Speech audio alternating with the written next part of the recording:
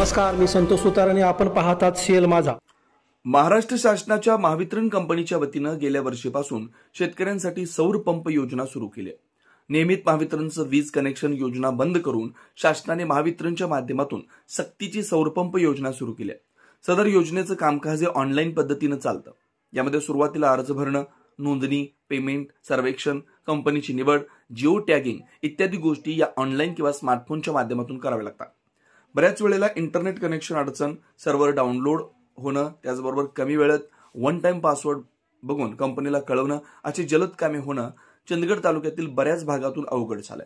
तेव्हा यातील अडचणींच्या त्रुटी दूर करून त्वरित ही योजना कार्यान्वित करून शेतकऱ्यांना दिलासा द्यावा असं निवेदन महावितरणच्या चंदगड कार्यालयाला चंदगड तालुक्यातील शेतकऱ्यांच्या वतीने देण्यात आलं. माझ्या फादरांचं नाव लक्ष्मण बोजू तांबाळकर, सडगोडवळे इथे आमची शेती आहे.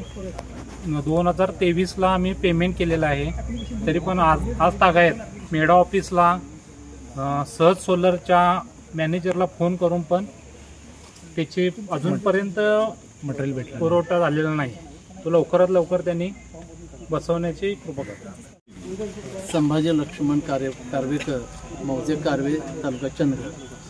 तर मी सुरुवातीला MSCBमध्ये 1 वर्ष ॲप्लिकेशन करून झालं होतं आणि MSCBमध्ये गेल्यानंतर अचानक त्यांनी म्हणाले की तुम्हाला आता कनेक्शन मिळणार नाही आणि तुम्हाला सौर ऊर्जेचा पर्याय उपलब्ध आहे. काळाची गरज म्हणून मी तो स्वीकारलं आणि ॲप्लिकेशन केल्यानंतर आज 10 महिने झाले तरी अद्यापही मला कंपनी मिळालेली नाही किंवा सिलेक्शन काही झालेलं नाही. मी प्रतीक्षेत आहे. आज उद्या असून कंपनी येते जाते, वेटिंग करावं लागतं. म्हणजे थोडक्यात काय की कंपनी आली असा उल्लेख केला जातो, बसलो आपण ऑनलाईन की पुन्हा जाते, अशी अवस्था झालेली आहे. त्यामुळे MSCBकडे गेलं की वीज नाही आणि इकडे आलं की इकडे सोलार नाही. मग या अवस्थेमध्ये आमची कुचंबना होत आहे. तेव्हा हे कनेक्शन आम्हाला नेमकं कधी मिळणार? दिलवाडमध्ये आम्हाला नेटवर्कचा भरपूर प्रॉब्लेम येतो आणि आलेल्या मेसेजचं दुसऱ्या तिसऱ्या दिवशी आम्हाला माहिती मिळते दुसऱ्याकडून.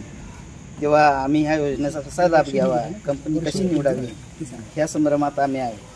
तेव्हा ही गट वाईज म्हणजे आमच्या तालुक्यासाठी 1-2 कंपनीचं सिलेक्शन जरूर व्हावं आणि त्याची कल्पना आम्हा शेतकऱ्यांना 1-2 दिवसा पहिला मिळावी अशी व्यवस्था झाली तरच खरोखर या योजनेचा आम्हाला थोड्या प्रमाणात लाभ मिळेल.